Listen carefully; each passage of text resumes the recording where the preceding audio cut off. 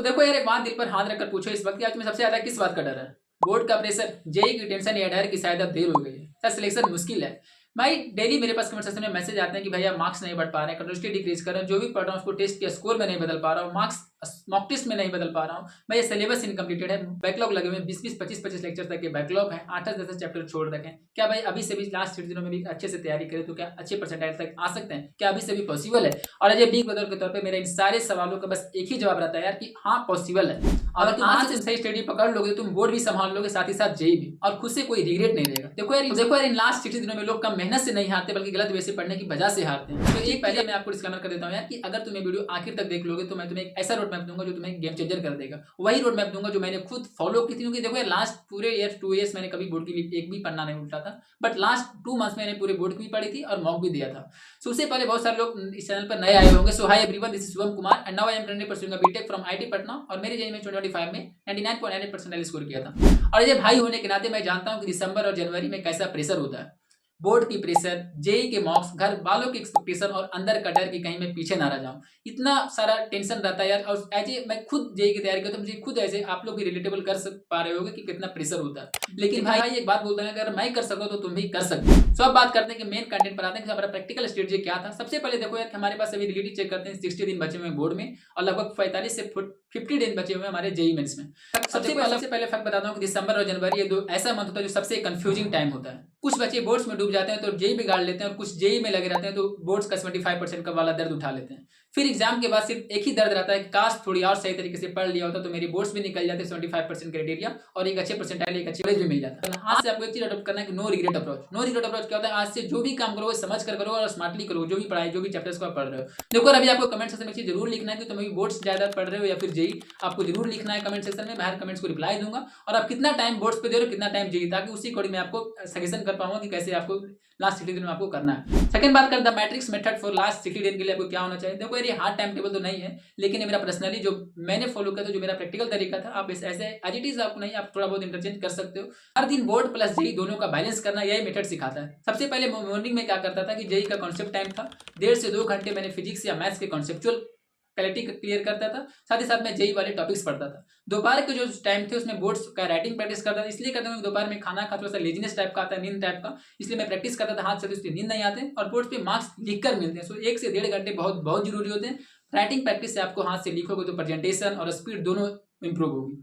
अब बात करते हैं इवनिंग में आपका पीवाईक्यू प्लस मिक्स रिवीजन जाना चाहिए, जिसमें से जेई के पीवाईक्यू 20 से 25 क्वेश्चन आप जेई के पिक कर सकते हो और बोर्ड्स के 5 से 10 लॉन्ग क्वेश्चन लिखना बहुत बहुत जरूरी है, तभी आपको आइडिया मिलेगा। सो अब बात करते हैं नाइट में आपको होना चाहिए मिनी रिवीजन होना चाहिए, जो कि 30 मिनट का जाना चाहिए। बस स्कीम कर लो, ऊपर ऊपर से देखना और आपको मेमोरी में बैठ जाती है। लेना देखो भाई, मान लेना अगर तुम मैट्रिक्स मेथड पकड़ लोगे ना तो यही मेथड तुम्हें भीड़ से अलग कर देगा। सो अब पार्ट 3 पर बात करते हैं कि क्यों बोर्ड्स जेई को स्ट्रॉन्ग बनाता है। सबसे बहुत सारे लोग डरते हैं कि बोर्ड्स से जेई को खत्म हो जाएगा, जेई में मार्क्स नहीं आ पाएंगे। तो यार बोर्ड्स बहुत बहुत जरूरी है जेई को स्ट्रॉन्ग करने। ऐसा मैं क्यों बोल रहा हूँ? बोर्ड्स तुम्हें स्लो नहीं करते हैं भाई, बोर्ड्स तुम्हें सॉलिड करते हैं। सबसे पहले बात करें तो थ्योरी क्लैरिटी मिलती है। सेकंड चीज आपको बात करें तो फार्मूला याद रहता है, कॉन्सेप्ट अंदर तक जाती है, डेरिवेशन समझ आता है, क्योंकि मोस्ट ऑफ द जो जेई एडवांस के क्वेश्चन होते हैं फार्मूला बेस्ड बहुत कम होते हैं। मैक्सिमम डेरिवेशन और कॉन्सेप्चुअल, डीप कॉन्सेप्चुअल से ही क्वेश्चन उठे रहते हैं। और जब कॉन्सेप्ट साफ हो जाता है तो जेई के बड़े सवाल भी आपको छोटे लगने लगते हैं। सो याद हमेशा याद रखना है कि बोर्ड से क्लैरिटी आती है, जेई में कॉन्फिडेंस आता है। तो पार्ट 4 पर बात करते हैं क्यों जेई बोर्ड्स को आसान बनाता है। देखो इसमें उल्टा सुनो, जेई पढ़ोगे तो बोर्ड्स बच्चों का खेल लगेंगे, ये बिल्कुल फैक्ट बात है। आपने कई लोगों सीनियरों से सुना होगा और आपने खुद रियलाइज भी की होगी। स्पीड तेज होती है, कैलकुलेशन स्ट्रांग रहती है, बोर्ड्स न्यूमेरिकल आसान लगते हैं। बोर्ड्स के न्यूमेरिकल जनरली जो कोचिंग में पढ़ते हैं जेई मेंस और जेई एडवांस से क्वेश्चन करते हैं, उनके जेई मेंस और बोर्ड्स के क्वेश्चन जनरली इजी लगते हैं। पेपर हॉल में लगता है कि ऐसे सारे क्वेश्चन तो मैंने की रखी है। दोनों एग्जाम एक दूसरे के पुश करते हैं भाई। तो देखो यार, मैं कुछ आपके साथ हार्ड ट्रूथ शेयर करने वाला हूँ, सच्चाई बताता हूँ यार। थोड़ा सुनने में मुश्किल लगेगा, पर एज भाई होने के नाते मैं आपसे कुछ छुपाना नहीं चाहता, मैं आपको रियल फैक्ट आपको साथ शेयर करना चाहता हूँ। देखो यार, सबसे पहला चीज जो फैक्ट मैं बता रहा हूँ वो कंसिस्टेंसी हर चीज से ऊपर होता है। चाहे किसी भी एग्जाम हो, आपने खुद रियलाइज की होगी 8, 9 जितने भी क्लास आपने पढ़ी रखी, कंसिस्टेंसी बहुत बहुत इंपॉर्टेंट होता है। हर दिन 12 घंटा पढ़ने से कुछ नहीं होगा, रोज 6 घंटे पढ़ो, लेकिन सिलेक्शन तभी होगा जब आप डेली पढ़ोगे, कंसिस्टेंसी रखोगे। सेकेंड चीज होता है डिस्ट्रैक्शन। डिस्ट्रैक्शन का इलाज बस एक ही चीज है, उसका डिसिप्लिन फॉलो करो। थर्ड चीज जो होता है वो सेल्फ डाउट सबसे बड़ा इनेमी होता है कि अपने आप पर शक करना, इसी का नाम कॉन्फिडेंस चला जाता है और आपका मोमेंट बदल जाता है। देखो यार, जिनके भी काफी कॉन्फिडेंस लूज हो रहे हैं ना, 60 दिन बहुत है भाई। हर रोज जनरली 6 से 7 घंटे लगाओ और एकदम कंसिस्टेंसी से चलना। तो देखो यार, बात करते हैं लास्ट 60 डेज में आपका सब्जेक्ट वाइज स्ट्रेटेजी क्या होना चाहिए। सबसे पहले बात करते हैं फिजिक्स में। फिजिक्स में आपको 20 से 25 पीवाईक्यू लगानी, वो भी बोर्ड्स की पीवाईक्यू लगानी है, बोर्ड्स की डेरिवेशन करनी, जिससे आपको पता चलेगा, क्योंकि आपको जहां भी टीचर से आपने फॉलो कर रखा हो तो उन्होंने बता देते हैं कौन कौन से डेरिवेशन मोस्ट इंपोर्टेंट होते हैं, कौन से डेरिवेशन कंटिन्यूसली आ रहे हैं, उसी चैप्टर्स को, उसी डेरिवेशन को फोकस करना। इसमें हाई बेटा चैप्टर्स की बात करें तो ऑप्टिक्स हो गई, modern physics, current electricity, moving charge, EMI, waves. Chemistry में बात करें तो केमिस्ट्री में NCERT line by line must है। इनऑर्गेनिक सिर्फ एनसीईआरटी से आपको करके जाना, उसी से सारे क्वेश्चन आ जाते हैं, सारे ए टू जेड आते हैं, उसी क्वेश्चन से आते हैं, उसी बुक से आते हैं। ऑर्गेनिक में बात करें तो magnesium plus PYQ, physical chemistry में formula, notebook plus daily 15 question करना मैंडेटरी मस्ट है, तभी आपको कॉन्सेप्ट हर रिकॉल होते रहेगा। मैथ्स में बात करें तो डेली 20 मिक्स क्वेश्चन बहुत जरूरी होता है। बोर्ड्स के 4 से 5 लॉन्ग आंसर लिखना बहुत इंपॉर्टेंट है। इसमें इंपॉर्टेंट चैप्टर की बात करें तो integration, differentiation, matrices, vector and 3D, probability, ये सब जो चैप्टर्स हाई वेटेज चैप्टर्स हैं, इनके क्वेश्चन कंटिन्यूअसली और इजीएस्ट क्वेश्चन में आते हैं। और इसका पीडीएफ चाहते हैं तो कमेंट करो, मैं पीडीएफ भी आपको दे दूंगा, प्रोवाइड करूँ कौन कौन से चैप्टर हाई वेटेज चैप्टर्स है। तो देखो यार, अब बात करते हैं कि नो रिग्रेट्स का माइंडसेट आपका क्या होना चाहिए। सबसे इंपॉर्टेंट चीज भाई, एक बात हमेशा याद रखना कि आज कर लूंगा ये सबसे डेंजरस लाइन होती है, कल कर लूंगा, परसों कर लूंगा। आज से बस आपको एक ही चीज याद रखना कि आज से कंसिस्टेंसी शुरू करो, और जो लड़ता है वही जीतता है यार, और जो डरेगा वही हारेगा। तो देखो यार, अगर इस वीडियो को एक भी हिस्सा तुम्हें मोटिवेशन या कॉलेज या क्लैरिटी दे पाया हो तो कमेंट में एक चीज आपको जरूर लिखना है कि भाई I will not give up. और भाई, अगर तुम चाहते हो कि अगले 60 दिनों तक मैं डेली गाइडेंस करूं तो सब्सक्राइब जरूर करना यार चैनल को। मैं तुम्हें हर मोटिवेशन पर जब भी तुम्हें जेन्युइन कमेंट लगे उसको जरूर कमेंट करना, मैं रिप्लाई करूंगा ही करूंगा। और तुम मेरे छोटे भाई बहन की तरह हो, मैं आखिरी दिनों तक तुम्हारे साथ खड़ा रहूंगा भाई। जेई और बोर्ड्स जिंदगी का पूरा ट्रुथ नहीं है, बस एक छोटा सा चैप्टर है, पूरी कहानी बाकी है।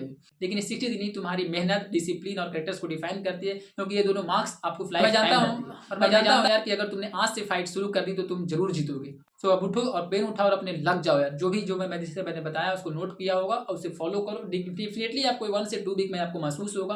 तो thanks for watching this video यार। मैं चाहूँ तो बहुत आपके साथ कनेक्टेड रहा हूँ, बट अभी आपको बस एक ही चीज फोकस करना, आपको जैसा मैं बताऊँ उसे फॉलो करिए और टू द पॉइंट उसी पॉइंट पर आपको चलना है। जैसे मैंने बताया है कि आपको बोर्ड को साथ में लेकर चलना है, बहुत जरूरी होता है, क्योंकि जो 12th में होंगे आधा सफरिंग बोर्ड्स के ही कारण उनके जेई फर्स्ट अटेम्प्ट खराब कर लेते हैं। सो दोनों को मैचअप करिए, क्योंकि देखो यार, जो भी एग्जाम दिया था उसमें मैंने पूरी ईयर 11th और 12th में कभी मैंने बोर्ड्स के लिए पढ़ा भी नहीं था, और ना ही 11th में मेरे स्कूल वाले बुलाए थे, ना ही 12th में प्री बोर्ड्स के लिए भी नहीं बुलाए थे, क्योंकि जेई मेंस का पेपर था तो वहाँ से भी मुझे जो कॉल गया था जेई मेंस का पेपर तो भी मैनेज कर लेते। सो प्लीज़ यार, अभी अपने आप को बचाओ, क्योंकि बोर्ड्स बहुत जरूरी होता है। तभी अगर बोर्ड्स अच्छे रहेंगे तब आप ड्रॉप भी ले सकते हैं और एक अच्छे मार्क्स आ सकते हैं।